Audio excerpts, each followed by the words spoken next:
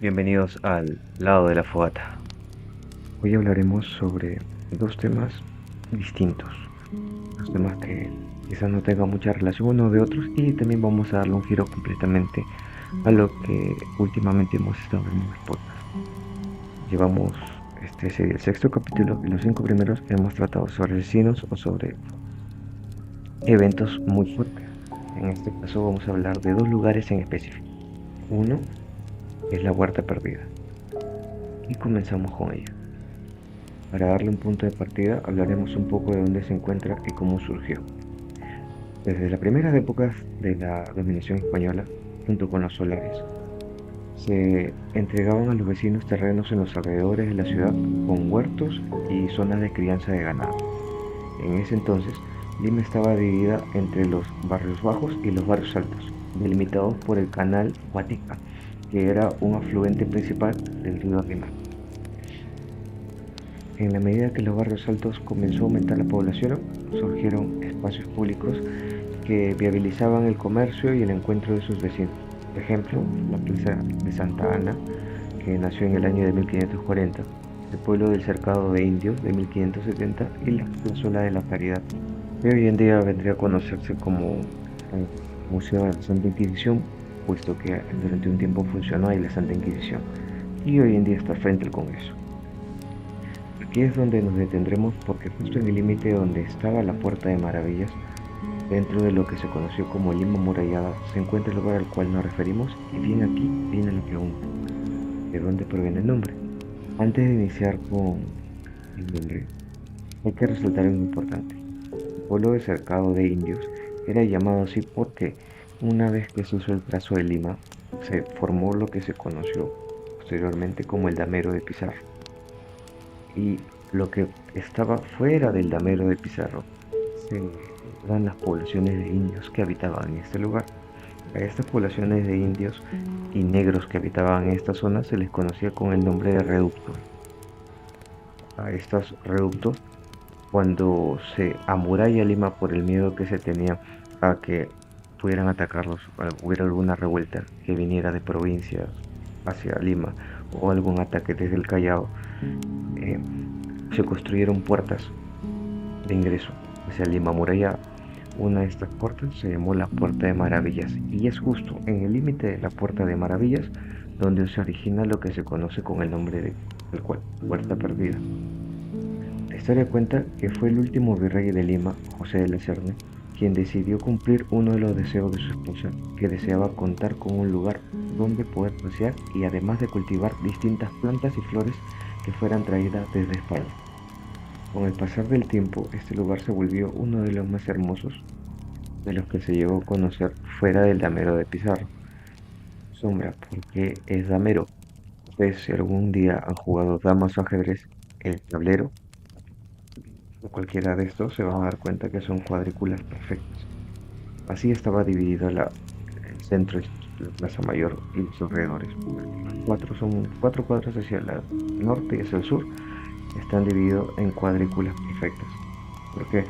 Porque esta era la mejor forma de que si tú te pararas en una cuadra pudieras ver cuatro cuadras directos y era mucho más difícil que te pudieran emboscar. Pero posteriormente Lima comenzó a crecer de forma desordenada, o eso es lo que nosotros creemos, porque en verdad Lima creció formado a partir o siguiendo los caminos del Inca. Estos caminos del Inca no eran rectos, no tenían trazos perfectos, sino que tenían muchas curvas y muchos encuentros. Por eso es que a partir de un momento se comenzó a encontrar en varias partes de Lima lugares como que estaban formados a partir de 5 esquinas, por ejemplo, que es algo que no es usual, pero que por el trazo que tenían el camino del Inca era normal encontrar esta variación distinta dentro de la ciudad. Volviendo al tema, la gente que vivió a los alrededores decidió que al pasar podían cortar y llevarse las flores que se encontraban en el huerto. Es así que poco a poco todas las plantas que fueron colocadas en el lugar comenzaron a morir. Esto hizo que la esposa del virrey dejara de ir y dijera que la huerta ya estaba perdida. Este nombre se conservó a pesar de los años y en fines de los 80, principios de los 90, el significado llega a cambiar debido a que esta zona se volvió una de las más peligrosas de Lima. A pesar de estar muy cerca a la Plaza de Armas y al Congreso, esto hizo que el concepto de la huerta perdida se llevara a los hechos que son delictivos, que al ingresar podían perder o te podrían robar. Un posible origen del nombre viene a partir de los años 70, donde se explica que, ¿sabes por qué lleva el nombre de huerta perdida? Que tú entrabas y no sabías por dónde ibas a salir, o salías por otro lado, pero no salías por donde habías ingresado. Por esto le pusieron huerta perdida. Querías salir por donde entrabas y no podías. Uno de los ingresos se llamaba Amazonas. Si tú ingresabas por allí y querías salir por ese mismo punto, era extraño que llegaras al mismo lugar. Normalmente salías y podías ver el río. Y la huerta perdida también llegó a tener un cambio completamente drástico al principio de los 40, ya que hubo una gran migración de población de las regiones fundas del Perú, que decidieron buscar lugares cerca y céntricos para poder estar cerca al movimiento de Lima, que normalmente se daba alrededor de la Plaza de Armas. Digamos que esto hizo que zonas que eran unas huertas se volvieran lugares de vivencia, donde la gente cultivaba y construían sus casas al lado, casas muy simples de adobe y barro o de quincha, pero eran para vivir. Con esta misma migración, y ustedes lo saben, no suele migrar solamente gente trabajadora, también suele migrar gente que no trabaja. Y esto hizo que la zona de la huerta comenzara a volver peligrosa. Aconado esto, que Barrios Altos es una de muchos ladrones muy conocidos, que posteriormente podemos ir contando algunos como Perochena y otros más, o Panevo, pero son personas que han vivido en esta zona y que le han dado una fama distinta a la zona de Barrios Altos y sobre todo la zona de la Huerta Perdida.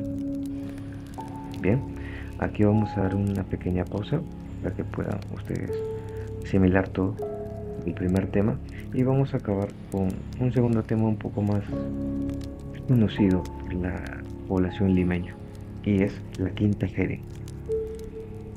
Fue ocupada y construida por Óscar Jeren y su familia. Entre ellos se encontraba su yerno, que fue el político peruano José Pardo y Barrera, que posteriormente llegó a ser presidente del Perú. Es por este medio de este último que la asociación de propietarios hasta la fecha permanece en esta familia. Desde inicios del siglo XX, el lugar fue sede de la Embajada de Japón, Bélgica, Alemania, Francia y Estados Unidos. Posteriormente llegó a ser alquilada por muchas familias que tenían mucho dinero y que ocupaban cada espacio dentro del recinto. La Quinta Jeren albergó un suceso que llamó la atención de la población de Lima el 24 de febrero del año de 1928. Aquel día, los diarios dieron a conocer el suicidio del destacado empresario japonés Seiguma Kitsutani, quien habría llegado al Perú en el año de 1901 y vivía en el condominio desde el año de 1915. Kitsutani fue uno de los principales promotores para que Japón pueda donar el monumento a Manco Cápac, que actualmente se encuentra en la Victoria y que está en la plaza que reside con el mismo nombre. Invirtió en una serie de negocios en la industria textil, pero sus emprendimientos lastimosamente no tuvieron buenos resultados. Kitsutani decidió optar por el suicidio a través de algo que se conoce bajo el nombre de seppuku, un ritual japonés que se efectuaba si el honor de la persona corría peligro, a fin de evitar caer en manos del enemigo o si habían cometido alguna falta. Esto fue poco comprendido por los limeños de aquella época, que prácticamente alimentaron el morbo con las noticias y las crónicas rojas que existían por aquellos años. Muchos coinciden que esto es un suicidio.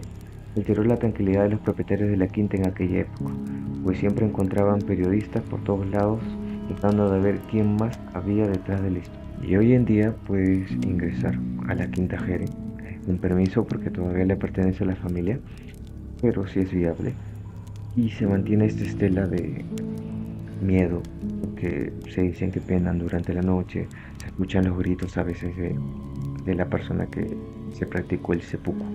Si quieren saber qué significa o en qué consiste el acto del seppuku, para las personas que nunca lo han visto, normalmente hay dos modalidades. En una cuenta con un padrino que es la persona que te asiste durante el acto. Y en la otra opción es tú solo. Decides simplemente coger una pequeña daga que te la colocas en la altura del vientre y haces un corte de izquierda a derecha. Y bueno, después de haber hecho ese corte te moría desangrado y normalmente servía para poder limpiar tu honor, que era algo bastante peculiar, muy poco conocido aquí en el Perú y que se dio como tal. Y bien, así hemos llegado al final del podcast, espero que les haya gustado. Sé que es un tema fuera de lo común, más informativo que de asesinos y lo que usualmente tratamos. Si les gustó, déjenme su like, comenten y nos vemos hasta que la fogata nos vuelva a juntar.